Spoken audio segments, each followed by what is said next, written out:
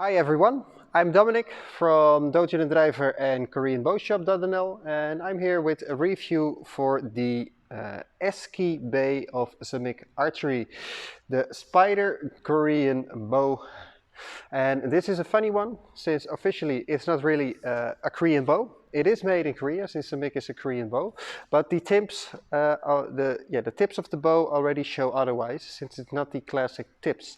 So I call this a hybrid version and a very nice version, approaching the Korean bow at a very low price point at 130 euros. I think this is one of the cheapest Korean-like bows you can get anywhere. First, let me start with some specs, and like always, I have those on paper since I don't know them out of my head. But the bow is a 50 inch, and it's made out of maple and walnut and rosewood, and the outer layer is glass fiber. The length itself is 50 inches. The draw weight is from 25 pounds to 55 pounds. You can draw it, they say, up to 30 inch to the back. I think you can draw it a little bit further. The brace height is 5.5 to 6 inches. The string you get included is a Dacron string. So these are the most useful specifications, and already there is something I want to add to it, since in the beginning they had the bow with a full wooden handle like this. At some point they switched that. The bow was available for a while, but at some point they switched the full handle to a fake leather handle, and I don't know if that was a good decision or not. It looks a little bit better. It is really nice with the pattern over here, but the leather is so cheap and it doesn't work that well for the bow, since it's also a pretty loose around here on the bow itself. That means with your gripping, it moves from left to right, and that is not that nice. The string itself you get with the bow is really nice. I really enjoy this string. The bad thing, if it breaks, it is really not that easy available, at least here in the Netherlands. I've waited for a new string for almost 3 months, good compatible with the bow, which is really strange. It's a 50-inch bow itself, but not the original string. That also changed in the years a little bit. I have these bows at 30 pounds and 35 pounds. It actually was my first bow, so I learned how to shoot the Korean style with this bow at 35 pounds. And this bow is really stiff.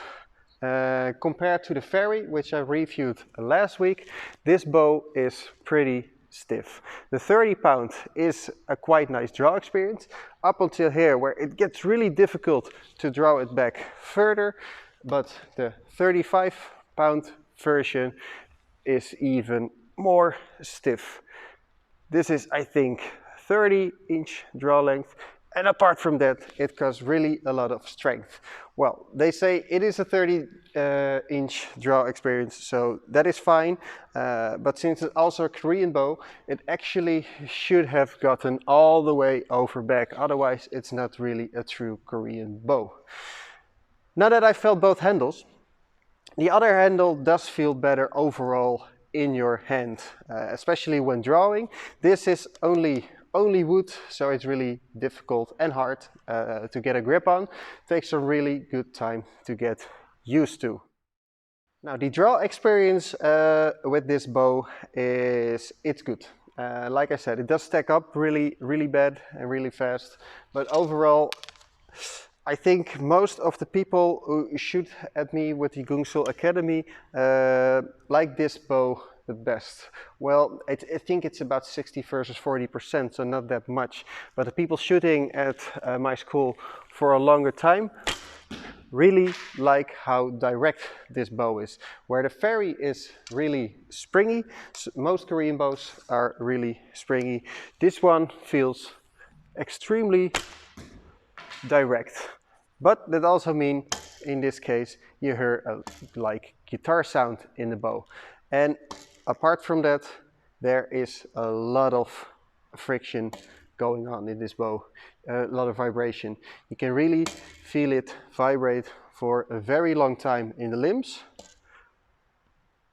but less long in the handle. The handle itself is like 1, 2, 3, and the limbs itself is 1, 2, 3, 4, and now it fades. And in the limbs it is really, really well felt, the vibration. So there's a lot of vibration going on in this bow. Well, like I said, it's 130 euros. It's not the most expensive bow you'll ever buy, but that is something you can really notice now. Now it's done vibrating. Takes a long time. And for me that's no problem. For some people that will be a problem. So the material of the bow. The material of the bow is maple, rosewood and walnut, and it looks very nice inside the bow. It's one of the most authentic bows I've seen, except from the handle this one has. It is one piece of wood with fiberglass on top of it, but the inside is really nice. If I can show you the bow with no leather handle, you can see it looks very nice. All of it is just black with only the logo and the name of the bow on it, and at some point of course the draw weight, but the bow itself looks very nice, and I think this is one of, in my group, the most liked to see, since it looks really authentic. So in that side, people really like this bow. Now the leather handle that comes with it is, I don't even think it's close to imitation leather, because only already after a few shots, since we really twist the string so the arrow gets pushed inside the bow real hard, you can see it like this. So 1, 2, and then we extend, so we really push it in the bow, and I think after 5 shots at some point already it started fading, the leather. Now I taped it with electronical tapes, is that something I have here easily on stock, and yeah, that gets faded out as well. We put some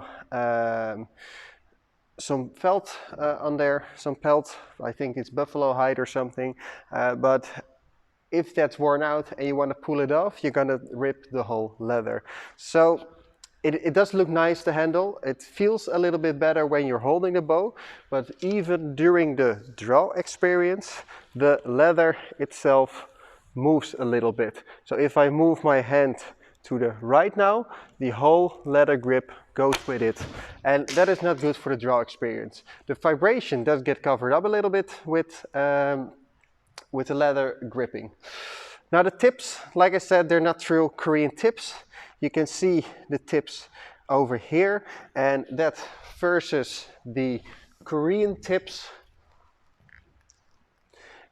you can see these are way different. It is a nice hybrid version and comes close to it, but it's just not a nice true Korean tip. Even the arrow rest is not on there. That's also why I think you feel a lot of vibration. But that is two of the most Korean things about a bow, apart from its curvings, of course, and this bow doesn't have that. Like I said, it is Korean made in Korea. The name is Korean, but it's a hybrid version of the bow itself. Overall, it looks very good, and the material is nice, except from the handle itself. Now, how does the bow shoot? The string itself moves a lot. It's not that thick, so with my arrows I use the shorter ones. It doesn't get sticked on there. Easy for adjusting a little bit if you have a feeling for that, but apart from that, for beginners, really difficult. And up until here it's fine to draw, but if I want to go further to the shoulder, it gets really tense to draw it backwards. This was a 30-pound bow, and if I draw it that far back, the springiness of the bow, the vibration of the bow is really intense.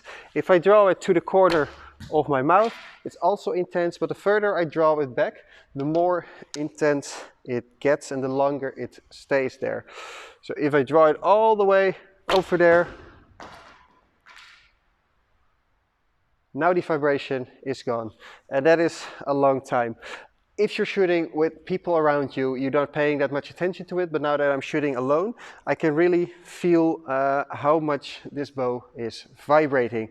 And that is fine. Like I said, 130 euros. I think they did a really well job presenting a bow that is this accessible to a lot of people, but it is something to get really noticed. The verdict of this bow, I would recommend this to everyone starting archery, not specifically Korean archery maybe. I think for 20 euros more you can have a more true Korean bow, but if you want to start shooting with a horse bow, I would really recommend this bow since it's really accessible and very, very cheap. I mean, there are cheaper horse bows. I have one from Bucktail, I believe, but it's just nothing. I would buy this bow over the other bow anytime. It was 70 euros versus 130 euros. I mean, it's almost twice as much. But if you do want to start archery and get a little bit of serious in it, buy this bow.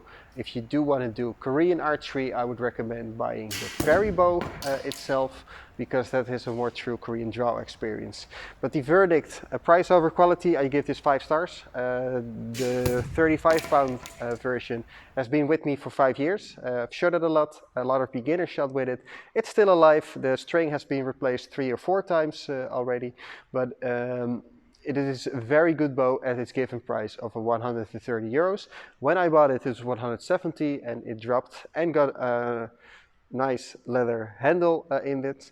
And speaking of the material, I give it 4 stars because the bow itself looks very nice, the wood is very good, but if you are gonna add a handle, add one of a little bit better leather quality, and maybe with an arrow pass around it at some point, maybe even something solid like a small piece of ray skin, but this leather gets torn up if you shoot, at least with the thumb grip and really twist it in, it gets torn up immediately, so that's a waste. It does feel better with the leather handle, but it moves also a little bit, and that is frustrating during your shots.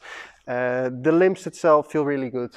Like I said, they are really vibrating when you shoot. The draw experience itself, I would give 3.5 to 4 stars. Think sticking at 3.5 because of the vibration there is in there. And for a 50-inch bow that says it's Korean, it should be easier to draw it all the way to the back. It really stacks up, and if they presented it as a horse bow, I think that would be fine. But since they present it as a Korean traditional bow, it should have been able to draw further back more easily. I mean, it is fine at the corner of your mouth to shoot it from there. Then it's really nice. It doesn't get that much vibrations as when you pull it all the way to the back. But yeah, 3.5 stars out of 5 stars. That means overall, I'll just give it a very nice 4 stars as a beginner bow. I mean, 130 euros, and I have been shooting with it for 4 to 5 years, I believe. I don't know how long I've been doing archery, but this bow is really nice, really springy, but really nice. 35 pound, still easy for me to draw up until here at this point. Further back, it does get increased a lot and gives a lot of tension on the thumb if you don't shoot with a thumb guard. So I hope you liked this review. More reviews will be up since there are 2 bows on the way from Daylight Archery. I'm really excited to try the Monarch bow. That's a bow with a thicker Korean handle like it should be. And I also have the Skywalk bow, which is out of the looks comparable to the fairy bow we did last week. But those are up for later, and I see you guys next time.